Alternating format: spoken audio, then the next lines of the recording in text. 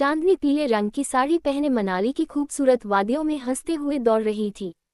उसके गले में मंगलसूत्र, मांग में सिंदूर और हाथों में लाल रंग का चूड़ा था। चांदनी, मुझे मेरा फोन वापस दो वरना बहुत पछताओगी, उसके पीछे दौड़ रहा राजीव बोला। तो चांदनी पलटी और पीछे की ओर जाते हुए बोली, आज आपको ये फोन नहीं मिलेगा राजीव, क्योंकि ये फोन नहीं मेरी सौतन है। हमारे हनीमून पर भी आपसे चिपकी हुई है। शट अप चांदनी, फोन दो मुझे मेरा, राजीव उसकी ओर बढ़ते हुए बोला। तो चांदनी पलटकर फिर से भागने लगी। राजीव भी उसके पीछे दौड़ा और उसने दौड़कर चांदनी की बांह पकड़कर कहा, चांदनी मुझे काम के वक्त मजाक पसंद नहीं है, फोन दो मेरा। आज तो मर जाऊंगी पर आपको अपनी सौतन के करीब नहीं जाने दूंगी। इतना कहकर चांदनी फिर से भागने की कोशिश करने लगी, पर राजीव ने उसे अपनी बाहों में भर लिया और उससे अपना फोन छुड़ाते हुए बोला, चांदनी फोन दो मेरा, मैं बहुत जरूरी बात कर रहा था, वादा करता हूं कि इस कॉल के बाद फोन स्विच ऑफ कर दूंगा। कोरा झूठ, हमें यहाँ आए हुए 2 दिन हो गए हैं और आप मुझे छोड़कर अपने फोन के साथ बिजी हो, और मुझे अच्छे से पता है कि अगर ये फोन मैंने आपको दिया तो आप फिर से इसके साथ बिजी हो जाओगे और कहोगे, हाँ क्लाइंट्स के साथ आज की मीटिंग फिक्स्ड कर दो, आपकी मेहराज से बात हुई, ब्लूप्रिंट्स आज ही रेडी हो जाने चाहिए, साइट पर मटेरियल पहुंचा या नहीं, फलाना फलाना फलाना। बस यही तो करते हो आप, सुबह उठने से लेकर रात के सोने तक बस यही चलता रहता है। फोन तो नहीं मिलेगा आपको, फोन दो मुझे चांदनी। राजीव ने फिर से फोन छुड़ाने की कोशिश करते हुए गुस्से में कहा, पर चांदनी ने उसे फोन नहीं दिया। फोन की छीना झपटी में दोनों एक दूसरे के बहुत करीब आ गए। दोनों के चेहरों के बीच बस कुछ इंच का ही फासला था। इतना करीब आते ही दोनों फोन भूलकर एक दूसरे की आंखों में बहुत प्यार से देखने लगे। तभी राजीव ने अपना एक हाथ ऊपर उठाया और चांदनी की आंखों में देखते हुए उसके होंठों पर आ रहे बालों को आहिस्ता से हटाया। तो चांदनी बहुत प्यार से उसे देखने लगी। राजीव ने बहुत प्यार से अपनी उंगलियों से उसके चेहरे को छुआ, तो चांदनी ने अपनी आंखें बंद कर ली। राजीव के चेहरे पर मुस्कुराहट आ गई। उसने आहिस्ता से चांदनी के हाथ से अपना फोन लिया और फिर उसके कान में आहिस्ता से बोला, अब तुम अपनी आंखें खोल सकती हो चांदनी, क्योंकि मुझे मेरा फोन मिल गया। इतना कहकर राजीव उससे दूर हो गया। चांदनी ने तुरंत अपनी आंखें खोलकर पहले अपने हाथ को देखा और फिर राजीव की ओर, तो राजीव ने फोन घुमाते हुए उसे इशारा किया और पलटकर जाने लगा। चांदनी को राजीव पर बहुत गुस्सा आया, पर राजीव मुस्कुराते हुए आगे बढ़ने लगा। चांदनी ने गुस्से में जमीन से बर्फ उठाई और उसका गोला बनाकर राजीव पर फेंकते हुए चीखी, बहुत बुरे हैं आप राजीव, बहुत बुरे। राजीव की मुस्कुराहट और बढ़ गई, पर उसने पलटकर चांदनी की ओर नहीं देखा। ले लिया ना अपना फोन, तो ठीक है, अब अपना हनीमून अपने फोन के साथ ही मनाए। मैं अब आपसे बात करना तो दूर की बात आपके करीब भी नहीं आऊंगी। इतनी मुश्किलों के बाद मिले हैं हम, पर आपको मुझसे ज्यादा अपना फोन प्यारा है, तो जा रही हूँ मैं आपसे दूर, चांदनी ऊंची आवाज में बोली। तो राजीव फिर से मुस्कुरा दिया, पर वो ना ही कुछ बोला और ना ही पलटा। वो बस अपना फोन घुमाते हुए धीमे धीमे कदमों से आगे बढ़ रहा था। चांदनी फिर से चीखी, मैं मजाक नहीं कर रही हूँ राजीव, सच में जा रही हूँ। राजीव इस बार भी नहीं पलटा। तो चांदनी बच्चों की तरह खुद से बोली, ऐसे इनकी अक्ल ठिकाने नहीं आने वाली, चांदनी तुझे कुछ और करना होगा। चांदनी ने अपनी एक उंगली दांतों के बीच में रखी और 2 पल के लिए सोच में पड़ गई, पर फिर उसके चेहरे पर मुस्कुराहट आ गई और वो जोर से चीखी। उसकी चीख सुनते ही राजीव के कदम रुक गए और उसने तुरंत पलटकर देखा, तो चांदनी उसे दूर दूर तक कहीं नजर नहीं आई। राजीव के हाथ से उसका फोन छूट गया और वो घबराकर चांदनी की ओर दौड़ पड़ा। चांदनी, राजीव उसे पुकारते हुए चारों ओर उसे तलाशने लगा, पर चांदनी उसे कहीं नजर नहीं आई। उसने घबराकर खाई की ओर देखा और आहिस्ता आहिस्ता उसकी ओर बढ़ने लगा। उसे इतनी ठंड में भी पसीना आने लगा था। उसने खाई में नीचे देखा और फिर घबराकर अपने कदमों को पीछे ले लिया। आई लव यू राजीव, तभी चांदनी पीछे से उसके कान में बोली। राजीव ने तुरंत पलटकर देखा तो चांदनी मुस्कुराते हुए अपनी भौहें ऊपर उठाने लगी। राजीव ने उसकी बांह पकड़ी और घबराकर उसे अपने गले से लगा लिया। चांदनी ने भी अपनी दोनों बाहों से राजीव को पकड़ लिया। प्लीज चांदनी, ऐसा मजाक मत किया करो, जान निकल जाती है मेरी। तुम्हें खोकर दोबारा पाया है, फिर से नहीं खोना चाहता। राजीव चांदनी को अपनी बाहों में जकड़ते हुए बोला। चांदनी ने राजीव की ओर देखा और उसके चेहरे को छूकर बोली, मैं कहीं नहीं जा रही हूँ राजीव, यही हूँ आपके पास हमेशा। चांदनी के इतना कहते ही राजीव ने उसके माथे को चूमा और फिर से उसे अपनी बाहों में भरकर बोला, आई लव यू चांदनी। चांदनी झट से बोली, अच्छा इसलिए आप हमारे हनीमून पर मुझे छोड़कर मेरी उस सौतन अपने उस फोन के साथ बिजी हो, है ना? मेरा फोन, ओह नो, वो तो वही गिर गया। राजीव ने इतना कहकर चांदनी को छोड़ा और अपना फोन लेने के लिए भागने लगा, पर फिर उसके कदम रुक गए। उसने पलटकर चांदनी को देखा तो वो अपने हाथों की घड़ी बांधे गुस्से में उसे ही घूर रही थी। राजीव फिर से चांदनी के पास आया तो चांदनी ने गुस्से में अपना मुंह फेर लिया। तभी अचानक राजीव ने उसे अपनी बाहों में उठा लिया। चांदनी के चेहरे पर मुस्कुराहट आ गई। राजीव भी उसे देखकर मुस्कुरा दिया। वो उसे लेकर आहिस्ता आहिस्ता आगे बढ़ने लगा, पर कुछ दूर चलकर बर्फ पर उसका पैर फिसल गया और वो चांदनी के साथ लुढ़कने लगा। दोनों समतल बर्फ की बिछी हुई चादर पर आ गिरे।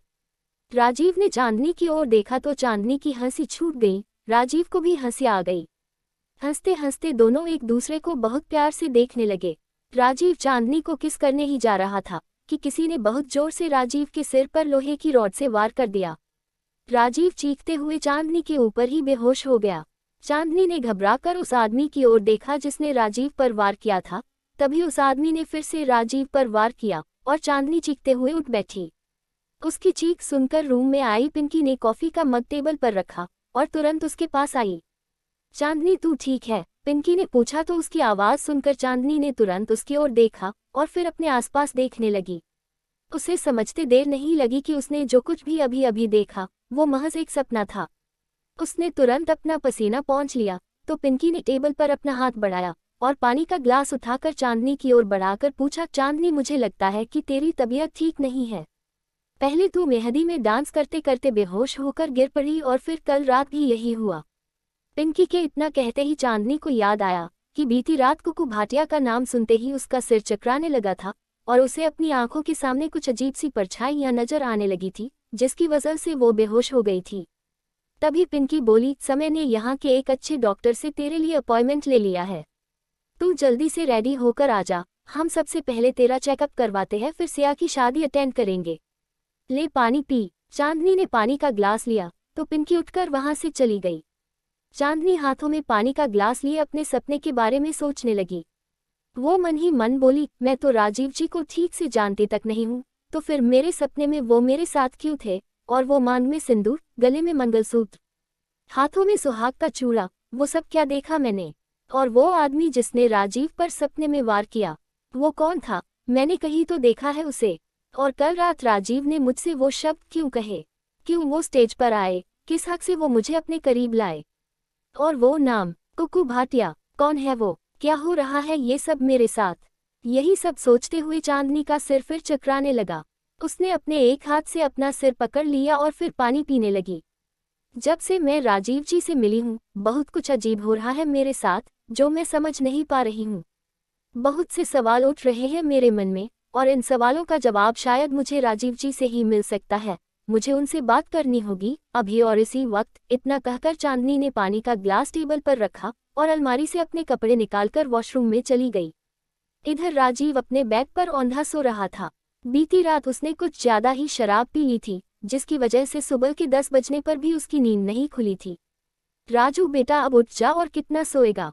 सिया की शादी है आज, 2 बार फोन आ चुका है वहां से, कुसुम चाय बनाते हुए बोली।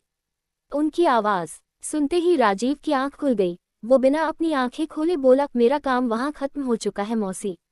अब सिर्फ शादी होनी रह गई है, जो मैं नहीं पंडित जी करवाएंगे, इसलिए अब मेरा वहां जाना जरूरी नहीं है।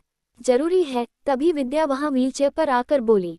उनकी आवाज सुनते ही राजीव ने अपनी आंखें खोल ली। विद्या उसके पास आई और बोली, उस घर और उस बच्ची की बदौलत आज तू सांसें ले रहा है राजू। अगर वो बच्ची नहीं होती तो मुझे और तुझे उस घर में आसरा कभी नहीं मिलता। आज उन लोगों के रहमो करम से हम जिंदा है और तू अपनी पढ़ाई पूरी कर सका है। राजीव गुस्से में उठकर बोला, आज अगर मैं जिंदा हूँ और पढ़ लिख गया हूँ तो आपकी वजह से माँ। उन लोगों ने भले हमें आसरा दिया हो, पर आपने उस घर के लोगों को अपनी पूरी जिंदगी दी है। उनकी सेवा करते करते ही आज आप बीमार हो गई हो और ये सब आपने मेरे लिए किया है। इसलिए मैं दुनिया के किसी भगवान को नहीं मानता, किसी का एहसान नहीं मानता। मेरी भगवान आप हो और आपकी मेहनत की वजह से आज हम जिंदा है। तेरे ये सब कहने से ये सच कभी नहीं बदलेगा राजू कि उनके हम पर बहुत एहसान है। आज अपनी बीमारी की वजह से मैं सिया को आशीर्वाद देकर विदा करने नहीं जा सकती, पर तुझे जाना होगा मेरी खातिर। विद्या की बातें सुनकर राजीव बेड से उठा और जाने लगा। तभी कुसुम ने उसकी ओर चाय का कप बढ़ा दिया। उसने कप लिया और बिना अपनी माँ की ओर देखे बोला, जा रहा हूँ शादी पर, वापस आते ही मुंबई जाने की तैयारी करूंगा। आप चाहे कितना भी क्यों ना मुझे रोको माँ, इस बार मैं मुंबई जरूर जाऊंगा। इतना कहकर राजीव अपना चाय का कप लेकर वहां से चला गया। उसके जाते ही विद्या परेशान होकर मन ही मन बोली, अब मैं तुझे कैसे समझाऊं कि तेरे उस शहर में जाने से तेरी जिंदगी खतरे में आ सकती है राजू। और तेरी जिंदगी मेरे लिए बहुत अनमोल है। किसी की अमानत है तू मेरे पास, जिसे शायद एक दिन मुझे लौटाना होगा। विद्या, तू राजू को लेकर इतनी परेशान रहेगी तो तेरी तबीयत और बिगड़ जाएगी। वो अब बड़ा हो गया है, अपना अच्छा बुरा समझ सकता है। यूं तू उसे बार बार हर बात के लिए मजबूर करेगी तो उसके अंदर गुस्सा और बढ़ेगा। कुसुम ने उसकी ओर चाय का कप बढ़ाकर कहा। विद्या ने चाय ली और बोली, मैं बस उसे मुंबई नहीं जाने दे सकती कुसुम, किसी भी हालत में नहीं जाने दे सकती। कुसुम चाहकर भी कुछ नहीं बोल सकी। इधर सिया दुल्हन बनी आईने के सामने बैठी थी। चांदनी ने मुस्कुराते हुए चुनरी से उसका सिर ढांका और बोली, बहुत प्यारी लग रही है, बिल्कुल किसी राजकुमारी की तरह। आज आकाश तुझे देखेगा तो देखता ही रह जाएगा। सिया का चेहरा शर्म से लाल हो गया। तभी पिंकी ने काजल की डिब्बी उठाए और उसके कान के पीछे लगाकर बोली, हाय किसी की नजर ना लगे तुझे। सिया और चांदनी मुस्कुराने लगी। तभी चांदनी के फोन की बेल बज उठी। सिया की चुनरी पिनअप कर रही चांदनी रूम में आ रहे अभी से बोली, अभी प्लीज देखना किसका फोन है। अभी ने बैग पर पड़ा चांदनी का फोन उठाया। संजना की कॉल देखकर उसने तुरंत कॉल रिसीव की, पर वो कुछ कहता उसके पहले ही दूसरी ओर से संजना बोली, चांदनी, जब मैंने तुम्हें ये बात एक हफ्ते पहले ही क्लियर कर दी थी कि मेरे कुछ खास दोस्त अमेरिका से आ रहे हैं, जिनसे हमें एक बहुत बड़ी डील मिलने वाली है, और इसी वजह से मैं सिया की शादी अटेंड नहीं कर सकूंगी, तो तुमने मेरे दोस्तों के लिए होटल में रूम बुक क्यों नहीं किए। चांदनी पहले से जानती थी कि तुम सिया की शादी में नहीं आ रही हो। अभी ने हैरानी से पूछा तो चांदनी की आंखें बड़ी बड़ी हो गई। पिंकी और सिया भी हैरान रह गई। चांदनी ने दौड़कर अभी से फोन छीना और संजना से बोली, गुड मॉर्निंग संजना, तुमने मेरे लंदन वाले दोस्तों के लिए होटल बुक क्यों नहीं किया चांदनी, और मेरी कॉल अभी ने क्यों अटेंड की।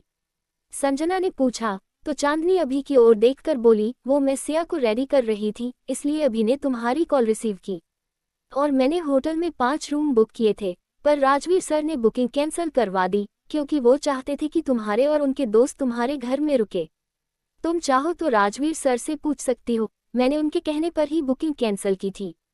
तुम मुंबई कब आ रही हो, तुम्हें याद है ना कि कल तुम्हारी लीव खत्म हो रही है। संजना के इतना पूछते ही चांदनी ने अभी की ओर देखा, जो उसे भूखे शेर की तरह घूर रहा था। अभी का चेहरा देखकर पिंकी आहिस्ता से सिया से बोली, आज तो चांदनी गई, आज अभी उसे नहीं छोड़ेगा। ये सुनकर सिया को हंसी आने लगी। मुझे याद है संजना, आज रात की ट्रेन से मैं वापस आ रही थी, पर अब लगता है कि अभी के अभी किसी चौपर में बैठूं और मुंबई पहुंच जाऊं। चांदनी फिर से अभी की ओर देखकर बोली। तो संजना गुस्से में भड़की, शट अप चांदनी, मैंने तुम्हें सिर्फ याद दिलाया है, डांटा नहीं है, सिया से बात करवाओ मेरी। चांदनी ने अभी की ओर देखते हुए सिया को अपना फोन पकड़ाया।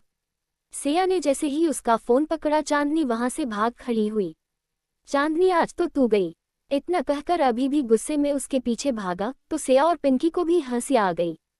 पिंकी भी दोनों के पीछे भाग गई। इधर चांदनी दौड़ती हुई लॉन में आई। अभी उसके पीछे भागते हुए बोला, चांदनी, आज तो तू गई जान से, पोपट बनाया तूने मेरा, छोड़ूंगा नहीं तुझे। सॉरी, अभी कान पकड़ रही हूँ, प्लीज इस बार माफ कर दे।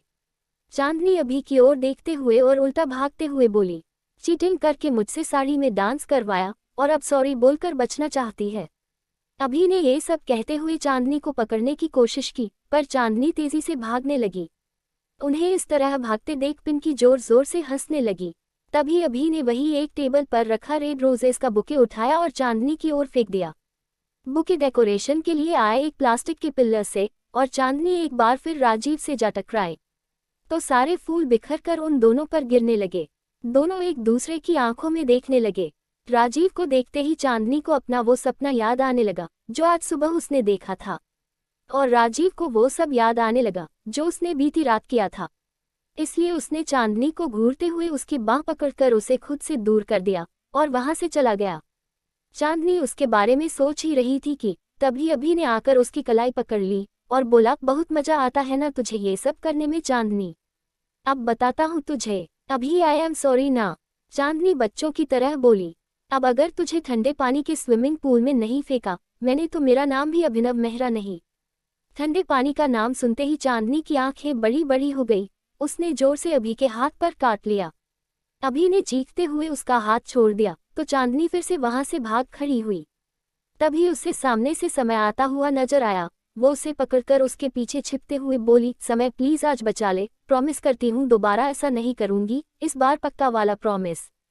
क्या किया तूने चांदनी? समय ने इतना पूछा ही था कि अभी गुस्से में बोला, ये पहले से जानती थी समय कि संजना सिया की शादी में नहीं आएगी, क्योंकि लंदन से उसके कुछ खास दोस्त इंडिया आने वाले थे और जिनके साथ उसकी कोई बिजनेस डील होने वाली है। फिर भी इसने वो शर्त वाला खेल खेला क्योंकि इसे पता था कि ये ही जीतेगी। समय ने आंखें फाड़कर चांदनी की ओर देखा तो चांदनी ने बच्चों की तरह मुंह बनाकर अपने दोनों कान पकड़ लिए। उसके कान पकड़ते ही समय की हंसी छूट गई। उसे हंसता देख चांदनी भी हंसने लगी और पिंकी भी। समय ने अपना हाथ बढ़ाकर उसे ताली मारी तो अभी चिढ़कर बोला, दिस इज नॉट फेयर यार, ये हमेशा ही चीटिंग करती है और तुम सब इसका ही साथ देते हो। आज के बाद में तुम में से किसी से बात नहीं करूंगा। इतना कहकर अभी जाने लगा तो समय ने चांदनी को इशारा किया। चांदनी दौड़ती हुई अभी की पीठ पर चढ़कर बोली, आई एम सॉरी, तू इतना श्योर था कि संजना आएगी इसलिए मैंने बस तुझे तंग करने के लिए ये सब किया। सॉरी। अभी ने चांदनी को अपनी पीठ से उतारते हुए कहा, साड़ी पहनाई तूने मुझे चांदनी और सबके सामने डांस करवाया, मैं माफ नहीं करूंगा तुझे। चांदनी तुरंत उसके सामने आ गई और अपने दोनों कान पकड़कर बोली, मैंने तुझे साड़ी पहनाई ना, तो तू भी मुझे साड़ी पहनाकर सबके सामने डांस करवा लेना। अब ठीक है, हिसाब बराबर हो जाएगा। वाओ चांदनी, क्या हिसाब बराबर किया है तूने? तू तो लड़की है, साड़ी पहनकर डांस करने में तेरी इज्जत का भाजीपाला थोड़ी होगा जैसे तूने बेचारे अभी का कर दिया है। समय के इतना कहते ही चांदनी का मुंह खुल गया।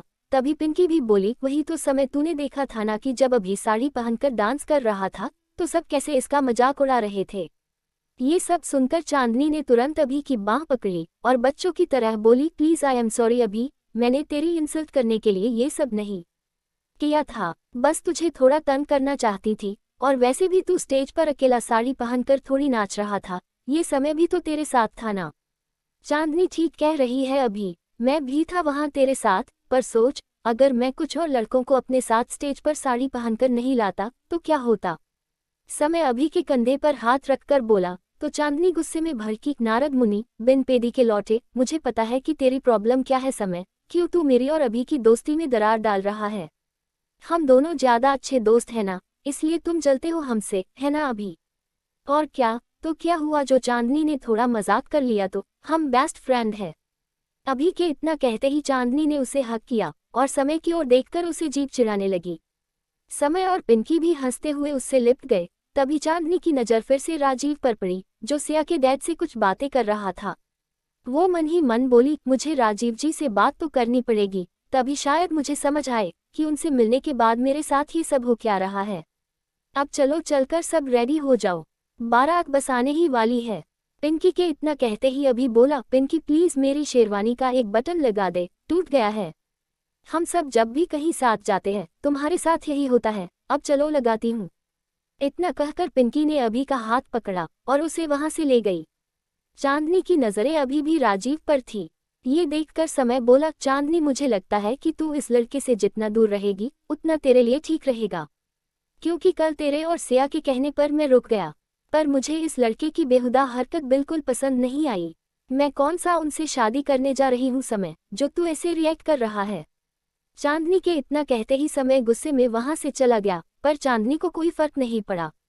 वो फिर से राजीव को देखने लगी और मन ही मन बोली, पर इतने लोगों के बीच उनसे बात करूं तो कैसे करूं, ये तो हमेशा कुछ ना कुछ काम करने में बिजी रहते हैं, और अगर मुझे इनसे बात करने का मौका मिल भी गया तो मैं इनसे बात क्या करूंगी, क्या कहूंगी कि मैंने अपने सपने में खुद को शादीशुदा देखा और अपने पति की जगह इन्हें देखा, और ये मुझे मेरे सपने में किस कर रहे थे। नहीं नहीं चांदनी, ये सब कहकर इनके सामने अपनी इज्जत का पंचनामा मत करवा लेना। खड़ूस आदमी है, कहीं तेरी बातों का गलत मतलब निकालकर तुझे ही गलत ना समझ बैठे। और अगर इस बार इसने तुझसे कुछ कह दिया तो समय खुद को रोक नहीं पाएगा। पर तुझे इनसे इतना तो पूछना ही चाहिए कि कल रात जो हरकत इन्होंने की थी वो क्यों की थी। चांदनी मन ही मन इतना कहकर राजीव की ओर बढ़ने लगी। लेखिका कविता वर्मा।